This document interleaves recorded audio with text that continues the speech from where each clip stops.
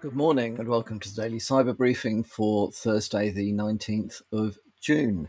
I'm Stephen Ridgway. There's a new Linux flaw that enables full root access via PAM and UDisk, which is affecting major distributions, including Ubuntu, Debian, and some versions of SUSE. The vulnerabilities, they were discovered by Qualys. They are tracked as 2020 CVE 2025 6018 and 2025 6019. Patches will be rapidly made available, I am certain. So keep an eye on this if you're using any of the major distributions. I mean, the fact that it's been disclosed for, I think, let me just check again. There we are. Ubuntu, Debian, Fedora, and OpenSUSE Leap 15 doesn't mean to say that it won't be discovered in other distributions, I suspect. But those are the ones that have been called out at the moment. So look for patches. As always, by far the best thing to do is to keep your operating systems and any of the apps you've got on your devices up to date. So hopefully this one will get cleared up ASAP. In the meantime, be aware of the fact that these vulnerabilities exist. If you are running a server farm or you use Linux extensively, just be aware of these. Might be worth a quick read to do a risk assessment as to whether you need to do anything specific in the interim. There is an increase at the moment in the number of attacks based around password reset link poisoning. Which obviously, as I'm sure you can guess from the name of it, will lead to complete full account takeover. So how does this work? Well, most websites offer a forgotten password feature that emails users a unique reset email reset link. Okay. Typically, the link includes a secure token and the domain of a legitimate site. So, along the lines of the example in the article, https :/example.com/resets, question mark token equals ABC123, blah, blah, blah. However, if the application constructs the link using the host header from the incoming HTTP request and then fails to validate it, an attacker can exploit this oversight. So effectively, host headers, just in case there are people listening in who haven't been haven't been thinking about these things for a while, or maybe have never actually really thought about it. One website, one domain name URL does not equate to one IP address, one server. Okay. Many websites are hosted or hidden behind, in a lot of occasions, one IP address. That's partly because you can map multiple websites URLs onto a single server, or alternatively, even if you've got multiple servers behind it, you can actually hide them all behind a NATed address on a firewall, whatever it might be. But whatever happens, okay, you need to be able to direct the right traffic to the right website on the server, regardless of at an IP level, networking level, how the packets manage to get there. So host headers is one of the methods for doing that, and it basically says as the request comes into the server, check which website it's supposed to go to. Now that can be misused, and in this case, um, intercepting the password reset request. And this can be done with quite simple tools. Most of us in the cyber world have played with either Burp Suite or I forgot the name of the other one. But there are free or not too expensive, or all the way up to fully fledged tools that will let you intercept and change things in flight. So using tools like Burp Suite, an attacker can alter the host header to a domain they control. So effectively, they catch the incoming request and redirect it to something like https://attacker.com/reset question token equals ABCDEF or whatever it might be. When the user receives the email associated with that, not the incoming, sorry, I meant the outgoing request, and rewrite it so that when it gets into the email, it is then pointing the user to the attacker's server.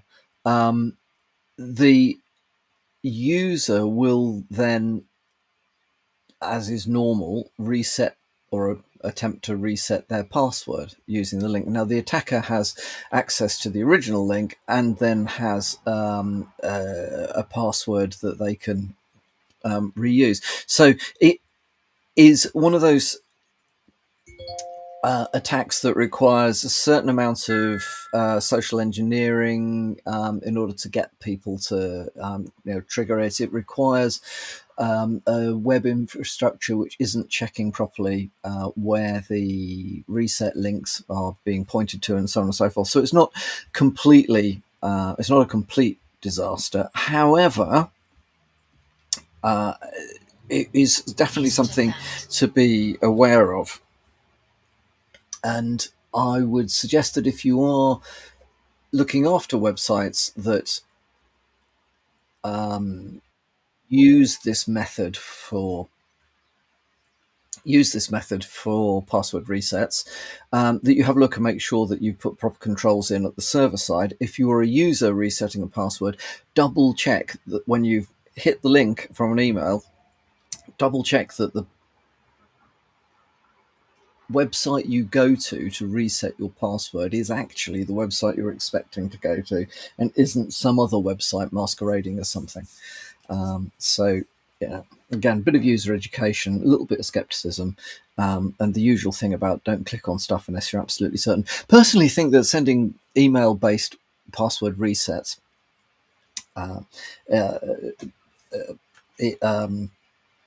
using, in fact, I'm not being very articulate today, am I? Using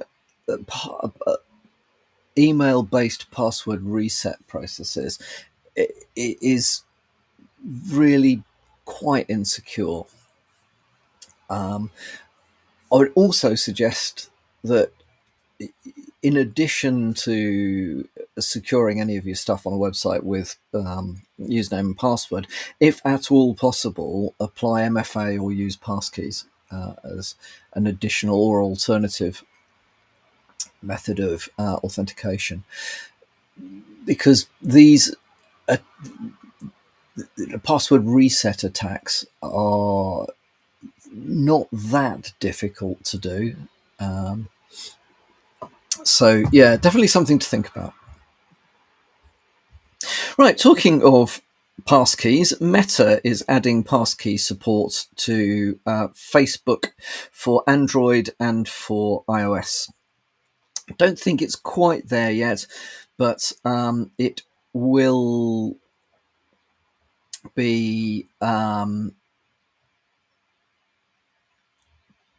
it will be available in the not too distant future. So they've already rolled out, so you might be aware, WhatsApp on Android has had passkey support since 2023, and iOS in early 2024.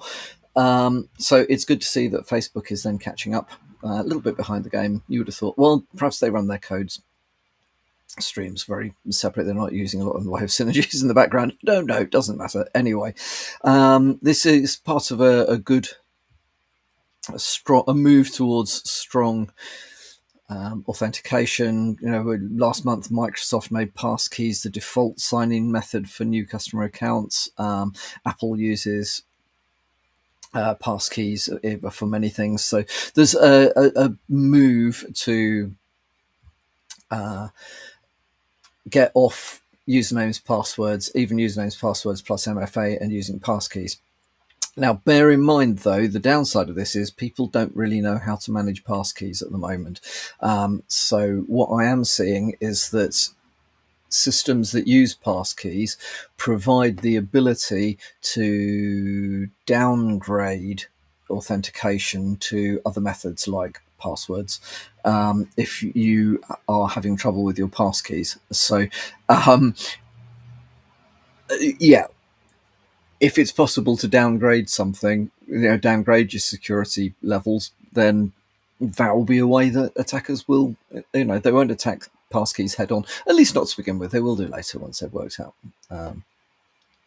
ways to, vulnerabilities or ways to subvert it. But either way, I mean, it's a step in the right direction. However, if you are using passkeys, make sure you understand where you're storing your private keys and how you're going to access your private keys. And if they're ended up being stored in a cloud solution, like iCloud, for example, just be certain that you know how well protected those keys are within your iCloud. Yeah, because obviously, as with anything to do with PKI, if you lose control of the private key, you've lost control of the whole piece, and it's difficult to revoke. Okay, then finally from me today, came across an article in HelpNet Security talking about it's actually physical security that touches onto the cyber world in that GPS tracker detection has kind of moved a step. There's been a kind of step change in the costs and complexities of using GPS devices in order to track stuff. Now, at one level, that sounds like a good thing. For around 25, 30 quid, you can buy devices that use 4G with very cheap monthly subscriptions that you can do things like track your car with. Now, what's interesting about these trackers is that they use particularly low power and they use specific bands, whereas historically with GPS trackers, you could scan for them and you could see them sending out their signals.